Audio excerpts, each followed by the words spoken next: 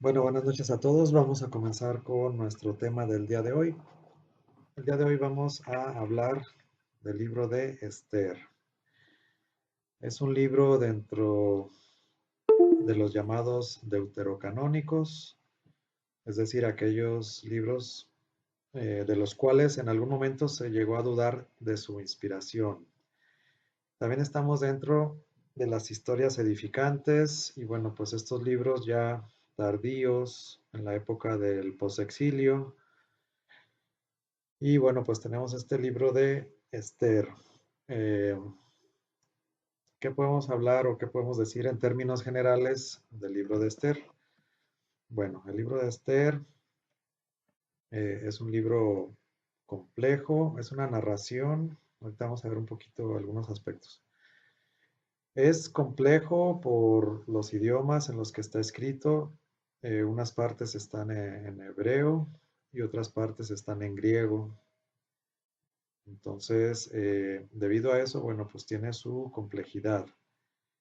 De hecho, eh, más bien el canon judío y el canon, pues también de los protestantes, no es que tienen prohibido todo el libro, sino sobre todo la parte que está escrita en griego, es lo que ellos consideran como, bueno, los protestantes lo consideran como apócrifo, nosotros lo consideramos como deuterocanónico. Para la Iglesia Católica todo el libro de Esther es canónico, completito. Sin embargo, bueno, pues sí se alcanzan a notar estas dos secciones, la que está escrita en griego y la que está escrita en hebreo. De hecho, en algunas Biblias, como la que yo tengo, la Biblia de Jerusalén, la versión latinoamericana, pone como en cursivas lo que está escrito en griego y en latinas lo que está escrito en hebreo. Entonces, bueno, partiendo de ahí, bueno, pues tiene su complejidad, ¿no? Para empezar, bueno, pues que está escrito en el mismo libro, pues en dos idiomas. Y todo lo que ello implica y todo lo que ello conlleva, ¿no? Bueno, entonces es un libro que lleva el nombre de Esther. Esther es la protagonista de esta historia. Esther es una mujer que tiene este nombre que es un poco simbólico. Parece que no es un nombre judío. La raíz de este nombre, pues algunos lo atribuyen, por ejemplo, a Istar, que era un nombre babilonio, que era una diosa babilonia del amor, o otros al nombre persa de Stara, cuyo significado es estrella o astro, ¿no? Entonces, el nombre de Esther no es judío, sino más bien extranjero. Puede ser de Babilonia, puede ser de Persia. Hay otro nombre, de hecho, en el texto de la Biblia también se le da otro nombre, que es Edisa, y Edisa quiere decir mirto, ¿no? Parece que es en judío, bueno, en hebreo, se refiere al nombre como de un arbusto o algo así que se llama mirto. Pero ese nombre no prevalece a lo largo del libro, sino que más bien estos dos otros nombres, diosa del amor o astro o estrella, ¿no? Es el nombre, el origen del nombre de Esther.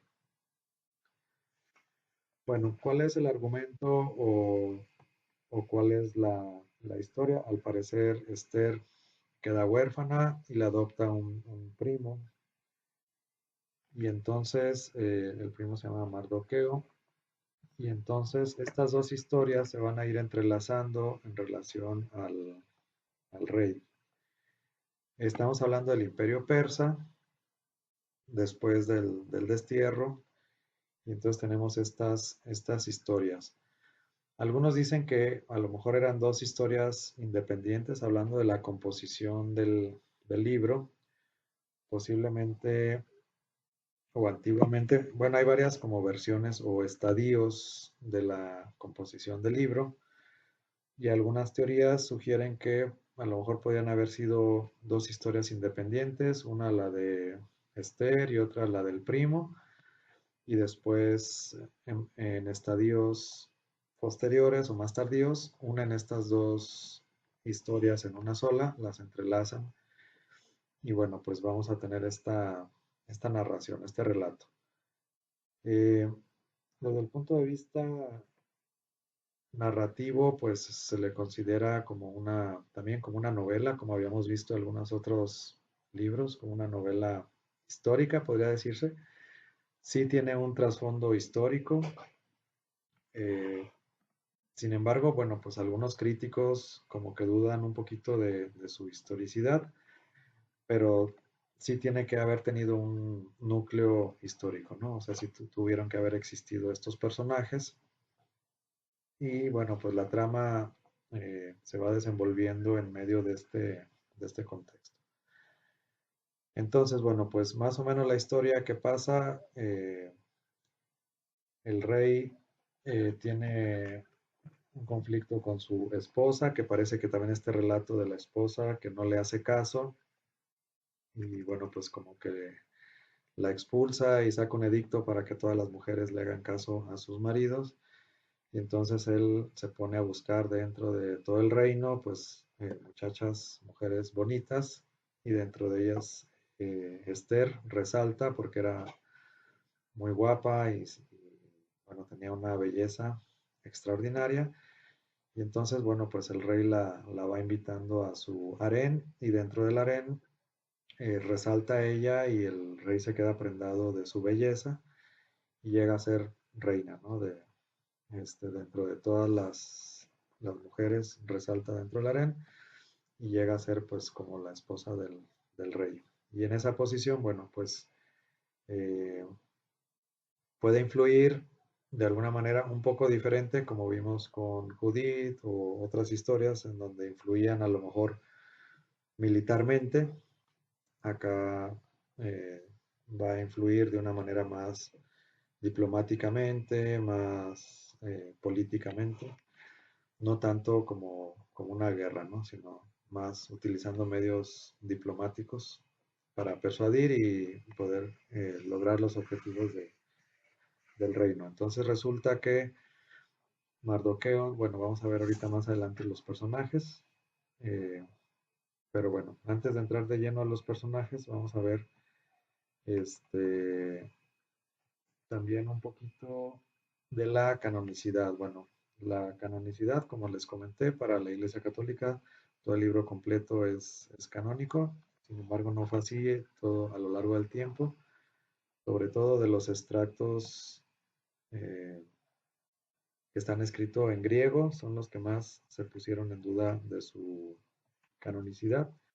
Sin embargo, a la fecha, bueno, se considera totalmente canónico todo el libro. Y bueno, pues entre los judíos, al final de cuentas, sí lo permitieron, porque bueno, también eh, al final como que nos da una explicación del origen de la fiesta del Purim, una fiesta judía, y viene a raíz de esta historia de Esther. Entonces, al final parece que los judíos, al final sí admiten una parte, no toda, pero una parte del texto de Esther.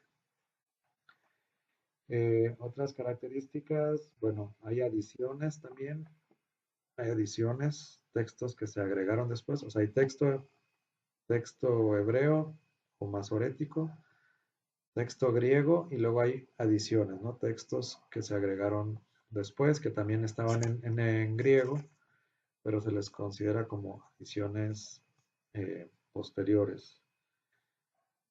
Por ejemplo, eh, bueno, vamos a ver una de las características de este libro, es que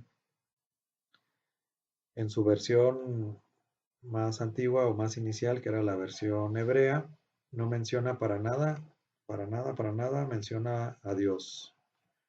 Habla un poquito del ayuno, pero no habla de Dios. Y es algo, pues, un poquito que llama la atención, ¿no? Como un libro dentro de la Biblia puede no mencionar a Dios. Y entonces, bueno, pues aquí la reflexión es, lo menciona de una manera implícita o dentro de su actitud. También llama la atención que no menciona a Dios, pero tampoco menciona el templo, los sacrificios, el culto, todas las instituciones, el sábado, o sea, no son mencionadas. Y eso también llama la atención, o sea, es como una vida al margen de Dios, o al menos no se menciona explícitamente. Tampoco se está en contra, pero no lo menciona. Y ya después con la versión en griega y específicamente ya con las adiciones, bueno, vemos por ejemplo la oración hay dos oraciones, la oración de Esther y la oración de Mardoqueo, que era su primo, y entonces ahí sí ya mencionan a Dios. Entonces, pero, o sea, sí se menciona a Dios, pero en las adiciones, en la versión griega y sobre todo con las adiciones, sí es una versión ya más religiosa. Pero la versión antigua que estaba escrita en hebreo, ahí prácticamente no se menciona a Dios, parecería como era otra la finalidad. eh, y bueno, pues como diferentes teorías o justificaciones o explicaciones por qué no se menciona a Dios, sobre todo eh, pues como algo implícito, ¿no? O sea, aunque no mencione a Dios, se entiende que cada uno de los personajes, sobre todo los judíos, están cercanos a Dios en medio de su vida diaria, no tanto en el culto, sino en medio de su vida diaria, su vida familiar. Y pues sus actos son los que, como que los que lo demuestran, ¿no? Sus actos son los que hablan de Dios sin ellos tener la necesidad de tener que hablar de Dios. Pero se subsana después con las adiciones griegas en donde ya se menciona a Dios. Eso ya se subsana después. El autor y la fecha de composición, bueno, pues se habla de un autor que tiene que ser un judío culto, letrado, y la fecha de composición, pues hay ahí algunas fechas, más o menos se menciona un rango entre el 114 antes de Cristo y el 78 antes de Cristo, no sé, pues en ese rango más o menos. También se habla de varios estadios, de que de la composición no fue así como que escrita de un solo jalón, sino que fue en diferentes etapas, ¿no? Y pues pudieron haber intervenido varios compiladores, editores. Acuérdense que esto está permitido dentro de la Biblia. Dentro del canon, nosotros sabemos que la canonicidad no depende de que si la escribió tal o cual personaje bíblico, sino que el libro está inspirado por Dios y ha sido transmitido y recibido por la iglesia a lo largo de los años, ¿no? Así como tal, como una historia inspirada, como unos libros inspirados. Y entonces, bueno, pues esa es la fecha. Entonces ya son libros ya muy tardíos dentro del Antiguo Testamento. Se habla mucho de, pues, como la etapa intertestamentaria. Cuando habla de la etapa intertestamentaria es como entre el Antiguo y el Nuevo Testamento, ¿no?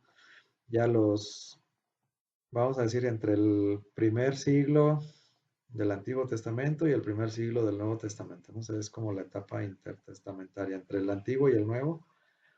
Ya ven que el Antiguo, bueno, pues eh, posiblemente la sabiduría, posiblemente sea el más, dentro del Antiguo Testamento, a lo mejor de los libros más tardíos, que algunos lo datan más o menos como en el año 50. Pues está cerca, ¿no? Como en el año 78, a lo mejor en su versión final. Entonces ya está muy cerca como 50, 80, 70 años del nacimiento de Jesús, ¿no? Entonces no está tan lejano cronológicamente hablando. Eh, de la historicidad, bueno, como les dije, sí debe haber un núcleo de historia.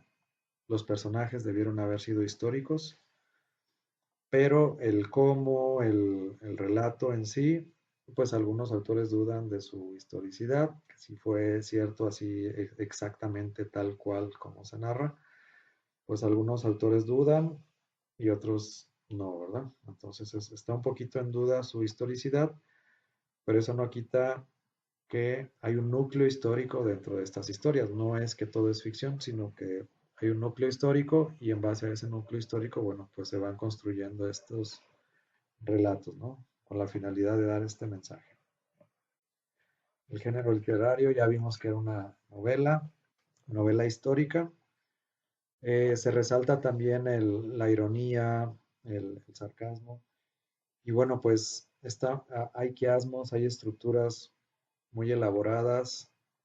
Al ser un libro tardío también, pues es muy enriquecedora la narrativa, la forma de relatar estas historias. Esta historia está muy bien elaborada, eh, es una joya dentro de la narrativa.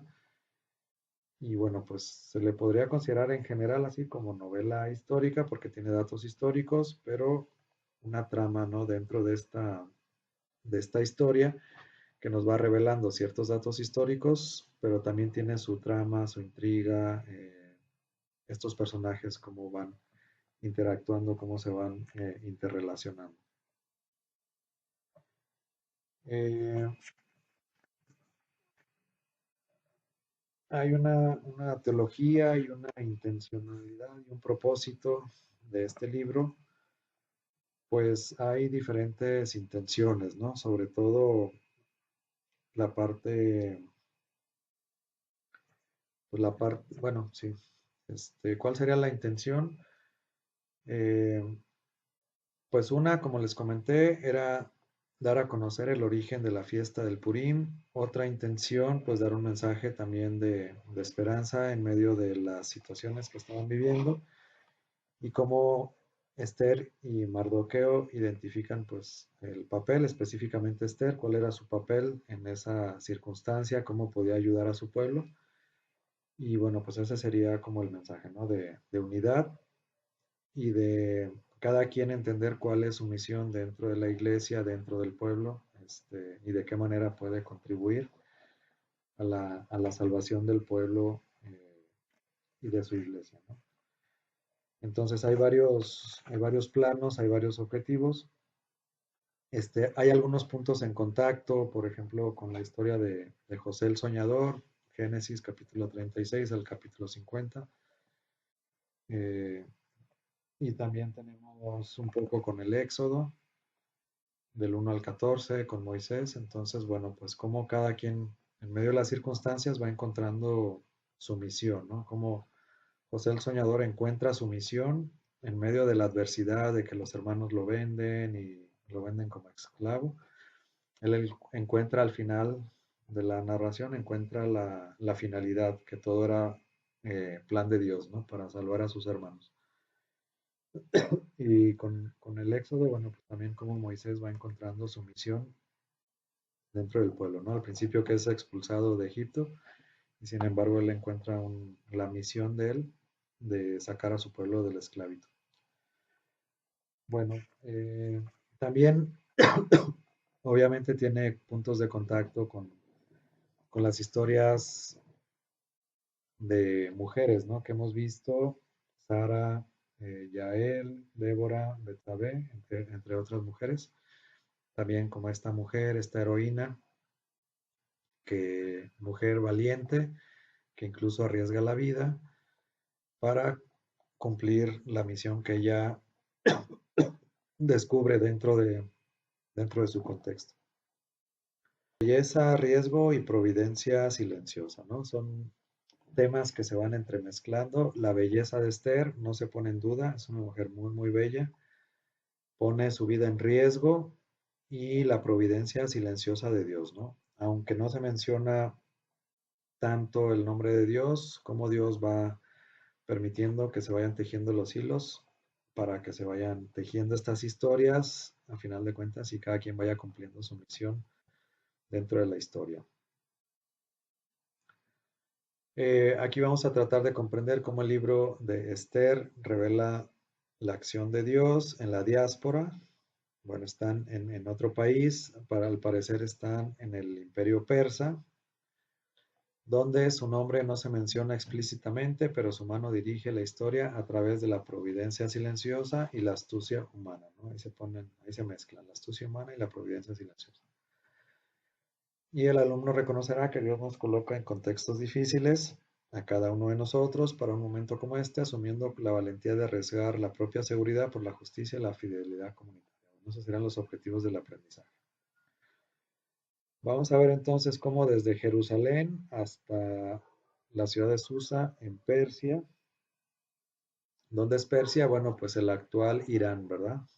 El imperio persa se erige ahorita en el país de Irán actual, donde está la guerra, precisamente ahí surge el imperio persa, y esta historia toma lugar en esta diáspora, en esta dispersión, en esta pues éxodo, ¿no? Que algunos judíos tienen que hacer y tienen que vivir en alguna diáspora, en algunos otros países, ¿no?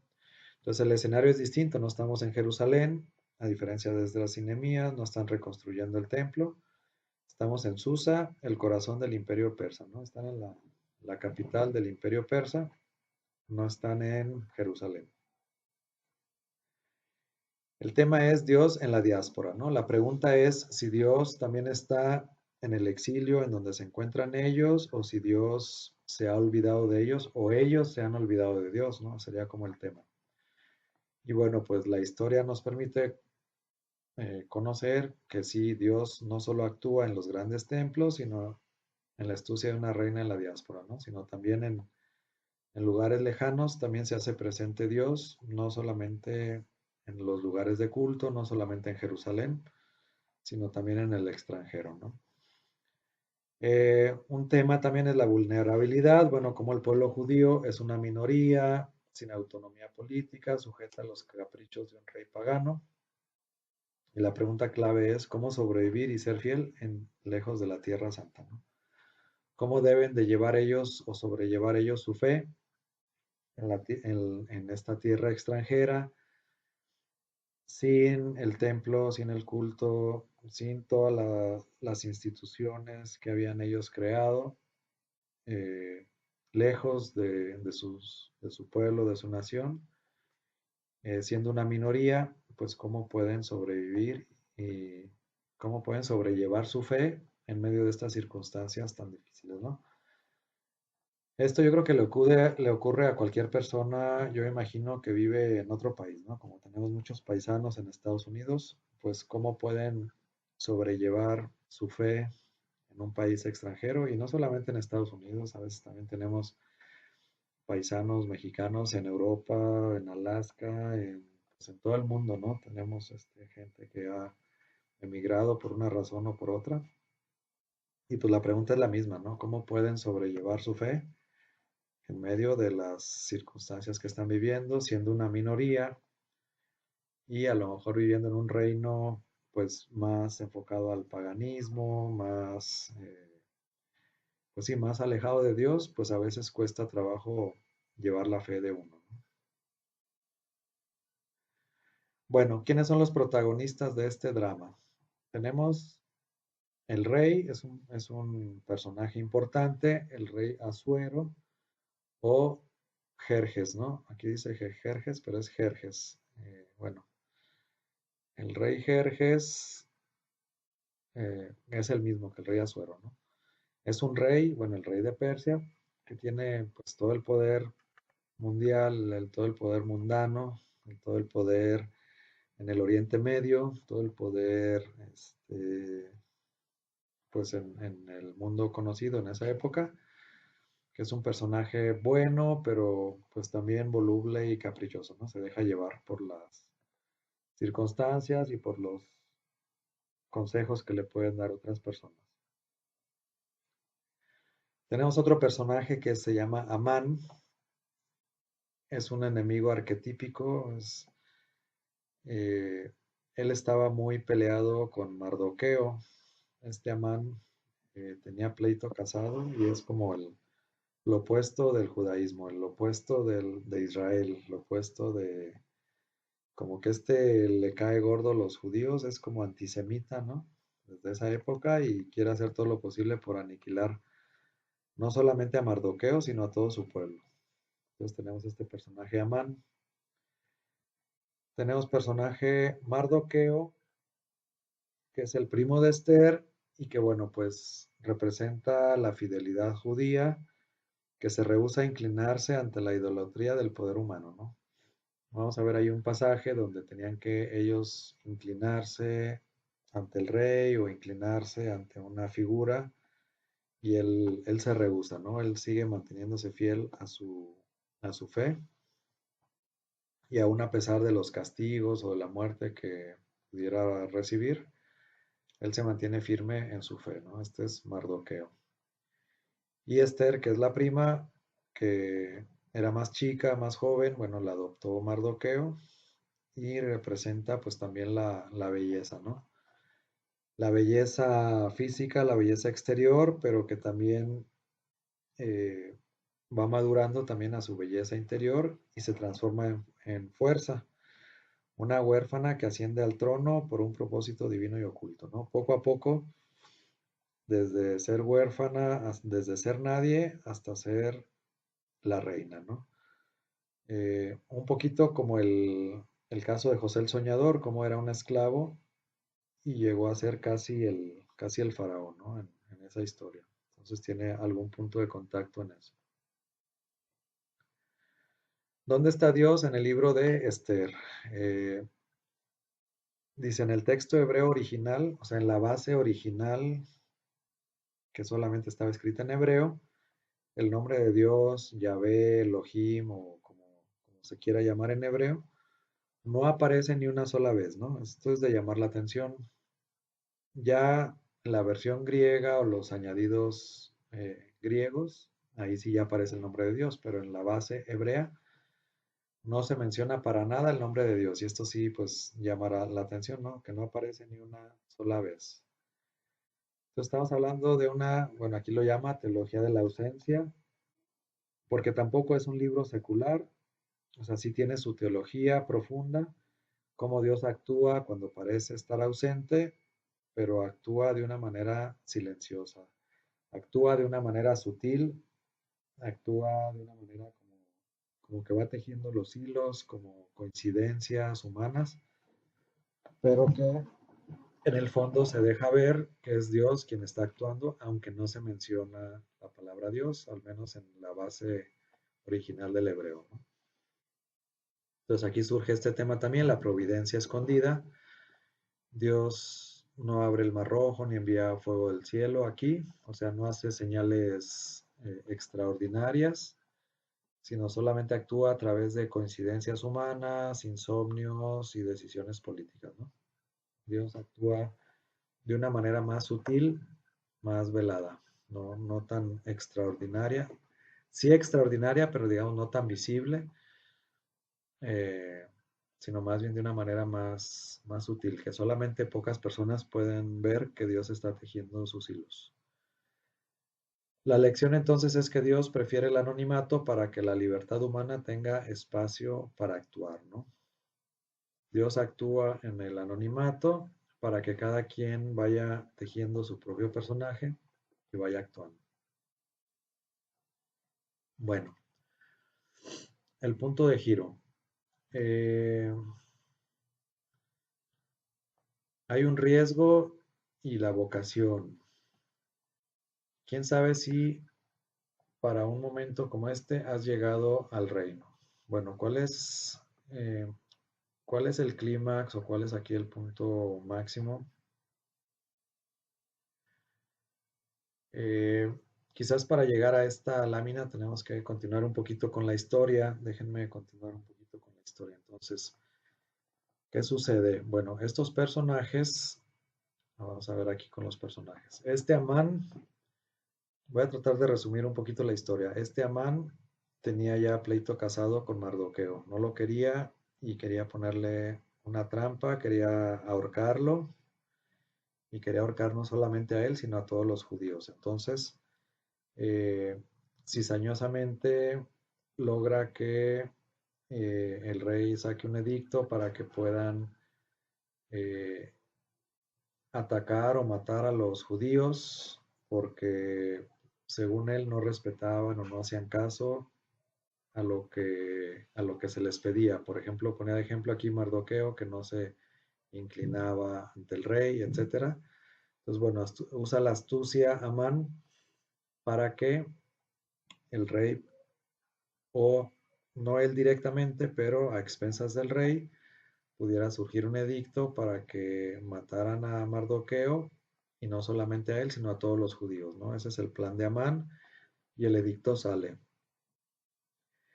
¿Qué es lo que pasa con Esther? Entonces, Esther, siguiendo el consejo de Mardoqueo, bueno, fue reclutada como una mujer dentro del harem, y dentro del harem la belleza de Esther le permite que vaya subiendo, subiendo, hasta que es nombrada reina, ¿no? Ahora, Esther ahora ve la situación y se da cuenta que Dios la puso ahí.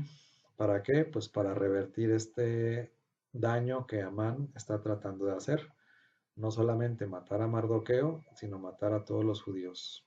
Entonces ella se ve en la necesidad de actuar. Ella siente ese llamado y Mardoqueo le dice, ¿no? Le dice lo que tiene que hacer, pues tiene que hablar con el rey. Y bueno, pues ella hace un plan, este, ve la manera de llegarle al rey, hace una reunión con ellos dos, con Amán y con Mardoqueo. Eh, Ella ya se había ganado la confianza del rey y entonces, bueno, pues el rey le decía, tú pídeme algo y yo te voy a dar todo lo que tú necesites, ¿no? Entonces ella ve la ocasión de exhibir o de exponer a Amán y entonces junta a Amán con el rey y Mardoqueo. Amán pensaba que era para que colgaran a Mardoqueo, pero Esther tenía un plan y entonces quiere exhibir a Amán cuál es su plan y entonces se le voltea todo a Amán. ¿Por qué? Porque ella ya ha ganado, Esther ya ha ganado la confianza del rey y entonces ella le pide al rey, a una expensas de su propia vida, bueno, podía haberse quedado callada y segura en el palacio, a ella nadie la iba a tocar, nadie sabía que era judía ni nada, entonces ella pudo haber asegurado ahí su lugar, su posición. Sin embargo, ella se siente judía, siente que están atacando a su pueblo y entonces eh, siente que tiene que arriesgarse, ¿no? Tiene que interceder por su pueblo, aunque en ello había un riesgo, ¿no? De que Amán se le volteara o que el rey se le volteara y pues ella también podía ser muerta. La resolución dice, bueno, si voy a morir, que muera, ¿no? Pero la fe verdadera implica asumir riesgos a veces mortales, ¿no? La belleza de Esther deja de ser un adorno y se convierte ahora en un arma política, ¿no? Aquí tiene también un punto de contacto con Judith. ¿Se acuerdan con Judith como también ella deja su luto, se viste, se pone toda eh, atractiva, guapa para llevar a cabo su plan? Pues acá también, ¿no? Acá también saca todo su arsenal de belleza para poder convencer al rey del plan, ¿no? De contrarrestar el plan de Amán y pues echarlo para atrás. Bueno, la gran inversión, entonces todo se voltea. Amán ya había mandado construir esta horca de no sé cuántos pies, de 50 codos, dice, o sea, muy grande. Y sin embargo, todo se le voltea, ¿no? Hay justicia, hay cambio de suerte, hay retribución. Entonces la horca de 50 codos que Amán preparó para Mardoqueo es donde él va a terminar ahorcado, ¿no? Es también un poco de irónico que se le voltea todo a Amán. El día decretado para el genocidio judío se convierte en el día de su victoria sobre los enemigos. ¿Qué pasa? Que eh, cuando se cambia, bueno, se hace un nuevo edicto en donde ya se elimina el anterior y entonces, bueno, pues el pueblo de Israel recobra el entusiasmo, la fuerza y no solamente ya no son atacados o ser muertos, sino que también ellos agarran confianza y tienen una victoria sobre sus enemigos. Se cumple el principio de retribución, el mal lleva en sí mismo la semilla de su propia destrucción y la fidelidad, aunque sea probada, es finalmente reivindicada, ¿no? Entonces, al final de cuentas se hace justicia y los que eran fieles salen adelante y los que trataron de hacer esta insidia, esta venganza, esta matanza, este genocidio, pues a final de cuentas el, el castigo se les revierte a ellos mismos. La diferencia entre los macabeos y Esther, pues los macabeos es que la resistencia armada, eh, celo por el templo, martirio explícito y milagros en batalla. Y sin embargo, con Esther, la resistencia es política, astucia en la corte y providencia implícita, ayuno y diplomacia, ¿no? Mucha oración, mucho ayuno, diplomáticamente convencer al rey de que cambie el edicto y lograrlo, ¿no? Desde un punto de vista de diplomacia y de política, es como logran el objetivo, no con batallas, no con guerras, no con muertes, al contrario, simplemente con diplomacia. ¿Cuál es la síntesis? Entonces Dios utiliza diferentes medios para proteger su alianza. A veces requiere guerreros y a veces requiere reinas sabias, ¿no? Entonces, bueno, pues depende de las circunstancias. A veces se necesitan guerreros valientes y a veces reinas sabias que pueden dar la vuelta a la historia. Bueno, también el libro nos narra el origen de la fiesta de Purim. Entonces, toda la historia inicia también como con este Pur. Pur era como echar a las suertes, algo así, como que el Purim y Tunim era como a veces jugar a las suertes, pero desde un punto de vista religioso, que también era válido en la época bíblica. A veces echaban suertes para saber o tomar decisiones o saber qué era la voluntad de Dios. Entonces, del ayuno pasan al banquete, la tristeza se transforma en alegría desbordante.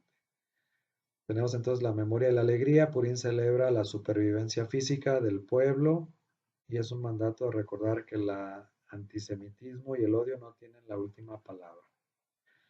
Significado del nombre Purim viene de Pur, suertes, recordando cómo Amán echó suertes para destruir a los judíos, pero Dios controló el azar.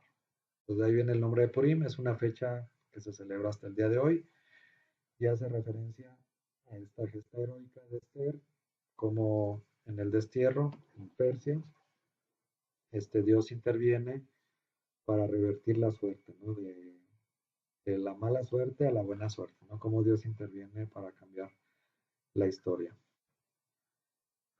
Teología para la vida diaria, Dios en lo secular. Bueno, el libro valida la vida del creyente en ambientes seculares. A veces en el gobierno, universidad, trabajo, se puede servir a Dios sin trabajar en el templo, ¿no? A veces sin mencionar a Dios, podemos llevar a Dios en los diferentes ambientes, aunque no sean religiosos, también se puede llevar y servir a Dios. También el valor de la astucia. La fe no es ingenuidad. Esther usa estrategia, tiempos y protocolos para lograr el bien, ¿no? O sea, ella utiliza sus cartas para poder convencer al rey de, de su plan. Y coincidencias, a veces lo que llamamos azar, es a menudo la firma anónima de Dios, ¿no? Lo que decimos al inicio de la clase, las diosidencias, coincidencias o diosidencias. Bueno, cuando se junta la fe, cuando se junta el testimonio, cuando se junta el valor y la astucia, pues cuando nosotros ponemos de nuestra parte, también Dios teje los hilos invisibles para que se vayan acomodando las cosas de acuerdo al plan de Dios. Y bueno, pues algunas actividades de aprendizaje, las casualidades, eh, y bueno, algunas preguntas personales, ¿no? Que podemos contestar. Bueno, algunas preguntas también. ¿Por qué se dice que la providencia en el libro de Esther es silenciosa? ¿Qué significa la frase de Mardoqueo? ¿Quién sabe si para un momento como este has llegado al reino? Cuando está tratando de convencer a Esther de que ha llegado su momento, ¿no? De que toda su vida está enfocada en ese momento.